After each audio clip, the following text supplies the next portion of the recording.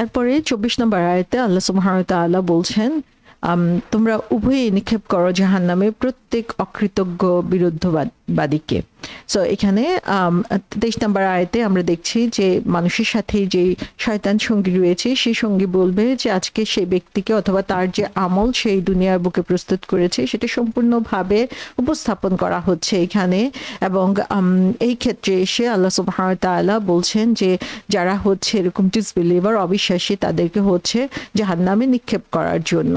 So এখান থেকে এটা প্রতীয়মান হয় যে আল্লাহ সুবহানাহু ওয়া তাআলা এই কথাগুলো বলছেন এর আগের আয়াতে যে সাইক এবং শাহিদ ফেরেশতাদের কথা উল্লেখ করা হয়েছে, যাদের একজনের কাজ হচ্ছে মানুষকে ডেকে হেঁকে পিছন থেকে তাড়িয়ে নিয়ে যাওয়া হাসরের ময়দানে, এবং আরেকজনের কাজ হচ্ছে তার আমল বা তার কাজের সাক্ষী হওয়া। সো তারা দুজনে মিলে হচ্ছে তাদেরকে আল্লাহ সুবহানাহু ওয়া তাআলা নির্দেশ দিবেন আগুন, জাহান্নামের আগুনে নিক্ষেপ করার জন্য, এবং এটাই হচ্ছে তাদের জন্য নিকৃষ্ট আবাসস্থল। তো এখানে আমরা দেখি আলকিয়া শব্দটা বলা হয়েছে, এবং আলকিয়া শব্দের অর্থ হচ্ছে নিক্ষেপ করা। সো এখানে আলকিয়া শব্দের ইয়ার সাথে যে আলিফ সংযুক্ত আছে, এই আলিফ সংযুক্ত দিয়ে বোঝানো হচ্ছে যে এখানে দুইজন বোঝানো হচ্ছে। সো একটা অর্থ তাফসীরকারগণ বলেছেন যে এখানে দুইজন ফেরেশতার কথা বলা হতে পারে, যে দুইজন ফেরেশতার কথা আমরা একটু আগেই উল্লেখ করলাম, যে সাইক এবং শাহিদ, তাদের কাজই হচ্ছে তাদেরকে হাসরের ময়দানে নিয়ে আসা, এবং যখন বিচার কার্য সম্পাদন হয়ে যাবে তখন তাদেরকে আল্লাহ সুবহানাহু ওয়া তাআলা আবার বলবেন যে তারা যেন এই দুই ফেরেশতাকেই যে তারা যেন হচ্ছে জাহান্নামে তাদেরকে নিক্ষেপ করে। সো এখানে আলকিয়া দিয়ে দুইজন বোঝানো হয়েছে, এবং এই দুইজন সাইক এবং শাহিদ, এই দুই ফেরেশতার কথাই ম্যাক্সিমাম তাফসীরকারগণ বলেছেন, এবং ইবনে কাসির এটাকে এভাবেই ব্যাখ্যা করেছেন। এবং আরেকটা অর্থ আমরা দেখি যেটা হচ্ছে তাফসীরকারগণ বলেছেন যে এখানে যখন ফেরেশতাদেরকে যখন নির্দেশ করা হবে তখন এটা বারবার বলা হবে যে আলকি আলকি, যে নিক্ষেপ করো নিক্ষেপ করো। সো এই যে রিপিটেডলি বলা হচ্ছে, এই রিপিটেডলি বলার কারণেই এখানে আলকিয়া শব্দটা বলা হয়েছে। এটা হচ্ছে গ্রামাটিক্যাল রুলের জন্য। সো এটাও আরবিকে এ ধরনের কথা বলার প্রচলন রয়েছে, এবং সেটাও একটা অর্থ হতে পারে।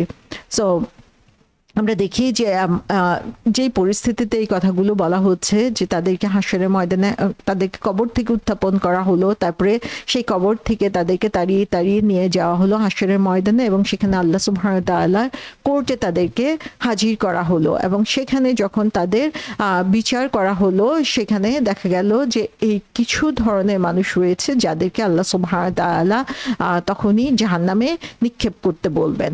এবং আলকিয়া ফি জাহান্নাম, জাহান্নামে যাদেরকে নিক্ষেপ করতে বলা হচ্ছে তা আল্লাহ বলছেন যে কুল্লা কাফারিন আনিদ। এরপর থেকে আমরা দেখি এই আয়াত থেকে শুরু করে বেশ কিছু ক্যারেক্টারিস্টিক, বেশ কিছু বৈশিষ্ট্যের কথা আল্লাহ সুবহানাহু ওয়া তাআলা বলেছেন। এই বৈশিষ্ট্য যাদের মধ্যে রয়েছে তাদেরকে জাহান্নামে নিক্ষেপ করো। সো এখানে কাফার শব্দটা বলা হয়েছে, যেটা এসেছে কুফর থেকে, কাফারা শব্দটা থেকে এসেছে। কাফারা শব্দের অর্থ হচ্ছে কোনো জিনিসকে লুকিয়ে রাখা।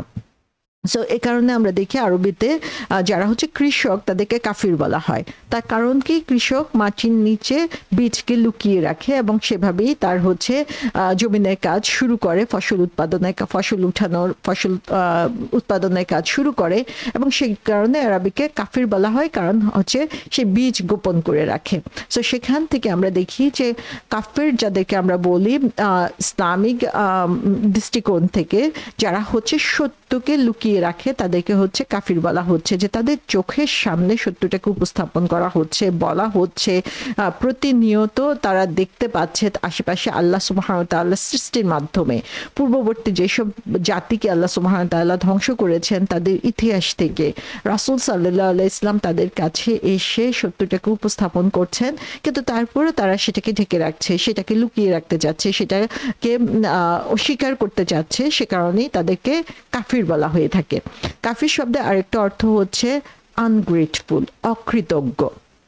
অর্থাৎ কাফের হচ্ছে তারাই যারা আসলে আল্লাহ সুবহানাহু ওয়া তাআলার নিয়ামতকে প্রতি মুহূর্তে উপভোগ করছে, কিন্তু সেগুলোকেই আবার আল্লাহ সুবহানাহু ওয়া তাআলার বিরুদ্ধে ব্যবহার করছে। আল্লাহ যে মুখ তাকে দিয়েছে, কথা বলার শক্তি দিয়েছে, এটা তার জন্য একটা নিয়ামত, কিন্তু সে নিয়ামতটাকেই তারা কি করছে, আল্লাহ সুবহানাহু ওয়া তাআলার এগেইনস্টে কথা বলার জন্য, মিথ্যা কথা বলার জন্য এবং আল্লাহ নিষিদ্ধ কাজগুলো করার জন্য ব্যবহার করছে। এরকম ভাবে আল্লাহ সুবহানাহু ওয়া তাআলা দেওয়া প্রত্যেকটা নিয়ামতকে সে আনগ্রেটফুল ওয়েতে, অকৃতজ্ঞতার সাথে ব্যবহার করছে এবং আল্লাহর বিরুদ্ধেই ব্যবহার করছে, সেজন্য তাকে কাফির বলা হচ্ছে। এবং কাফির শব্দের আরেকটা অর্থ হচ্ছে অবিশ্বাস, যে সত্যটাকে জানে সে এটা হচ্ছে সত্য, কিন্তু সেটাকে সে মেনে নিতে প্রস্তুত না, সে কারণেও তাকে কাফির বলা হচ্ছে। সো কাফির শব্দটা হচ্ছে সত্যের বিপরীত, যে যদিও সে জানে, যদিও সে রিকগনাইজ করে, যদিও তারা জানে যে রাসূল সাল্লাল্লাহু আলাইহি ওয়াসাল্লাম যা বলছেন সত্যি, কোরআনে যা বলা হচ্ছে সেটা কোনোভাবেই মিথ্যা হতে পারে না, তারপরও তারা বলে যে বাল আজিবু, যে তারা আজীব হয়ে যায়, অবাক হয়ে যায়, আশ্চর্য হয়ে যায়। তার কারণ হচ্ছে তারা হচ্ছে ডিসবিলিভার, তারা হচ্ছে কাফের। এবং কুফর শব্দের আরেকটা অর্থ, আরবিকে কাফারা শব্দটা ব্যবহার করা হয় যে একটা হাড্ডি যেটা হচ্ছে গলার মধ্যে আটকে গিয়েছে। সো আমাদের গলার মধ্যে অনেক সময় কাঁটা আটকে যায় বা হাড্ডি আটকে যায়, তখন যে অবস্থাটা হয় তখন সেটাকেও কাফারা বলা হয়ে থাকে। এবং সেখান থেকে আমরা দেখি যে কাফিরদের অবস্থাটা হচ্ছে এরকম যে তারা সত্যটা জানে যে এটা সত্য, কিন্তু সেটাকে তারা ঠিক গিলেও ফেলতে পারছে না, আবার সেটাকে বেরও করতে পারছে না, এরকম একটা অবস্থার মধ্যে তারা আটকে আছে, এবং সেজন্যই তারা হচ্ছে কাফির। তো এখানে আমরা দেখি যে কাফারিন আনিদ, কাফারিন শব্দটা বলা হয়েছে এখানে কাফায়ের সাথে একটা আলিফ যুক্ত করা হয়েছে, ফায়ের উপরে হচ্ছে তাসদিদ দেওয়া হয়েছে। এই প্রত্যেকটা জিনিসের গুরুত্ব রয়েছে, এই কাফার শব্দটা দিয়ে আসলে এমফাসাইজ করা হয়েছে, এর গুরুত্বটা বোঝানো হয়েছে, এর উপরে বিশেষ করে ফোকাস করা হয়েছে যে যেই কুফরের কথা এখানে বলা হচ্ছে সেই কুফরটা আসলে ইনক্রেডিবল, যে এটা হচ্ছে অতিরিক্ত পরিমাণে, সেটা যে রিপিটেডলি তারা এটা করছে, যে রিপিটেডলি তারা অকৃতজ্ঞ হচ্ছে, রিপিটেডলি তারা অস্বীকার করছে, রিপিটেডলি তারা সত্যকে লুকিয়ে রাখার জন্য চেষ্টা করছে। আবার তারা যেই পরিমাণে করছে এটা হচ্ছে সীমাহীন, যেটা হচ্ছে চিন্তাই করা যায় না, এমন লেভেলে তারা এটা করছে, এবং সে কারণেই তারা হচ্ছে এখানে কাফার শব্দটা বলা হয়েছে। সো এখানে আমরা দেখতে পাচ্ছি যে ফার্স্ট যে কোয়ালিটির কথা বলা হয়েছে সেই কোয়ালিটিটা হচ্ছে তারা অকৃতজ্ঞ, তারা অবিশ্বাসী, তারা সত্যকে লুকিয়ে রাখে এবং এটা তারা বারবার করতে থাকে, এটা তারা এক্সট্রিম লেভেলে করতে থাকে, যেটার কোনো সীমা নেই। এবং তারপরে বলা হয়েছে যে কাফারিন আনিদ, আনিদ শব্দটা আমরা পরবর্তীতে আলোচনা করছি ইনশাল্লাহ, কিন্তু এর আগে আমরা যে জিনিসটা দেখি যে এই যে দুইটা কোয়ালিটির কথা এখানে বলা হয়েছে, সেই কোয়ালিটিগুলো বলার আগে আল্লাহ সুবহানাহু ওয়া তাআলা বলছেন ফি জাহান্নাম।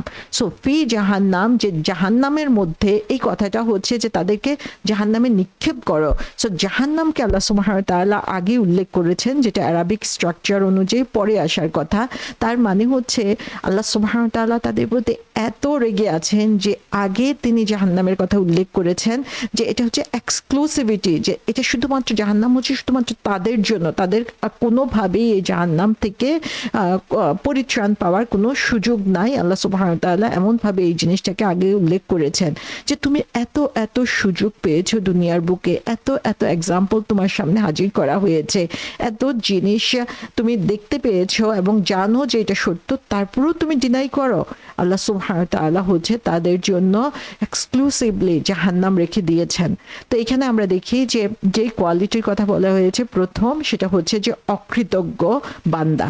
তার মানে হচ্ছে কি, আমরা যদি সে জাহান্নাম থেকে নিজেদেরকে এখন বাঁচাতে চাই, তাহলে আমাদেরকে কৃতজ্ঞ বান্দায় পরিণত হতে হবে, আল্লাহর সন্তুষ্টির জন্য আমাদেরকে চেষ্টা করতে হবে। এবং যখন আমরা এই আল্লাহ সন্তুষ্টির জন্য চেষ্টা করতে পারবো এবং তার কৃতজ্ঞ বান্দায় পরিণত হতে পারবো, তখন আমরা এই জাহান্নাম থেকে নিজেদেরকে রক্ষা করার জন্য আল্লাহ সুবহানাহু ওয়া তাআলার কাছে আশ্রয় চাইতে পারবো।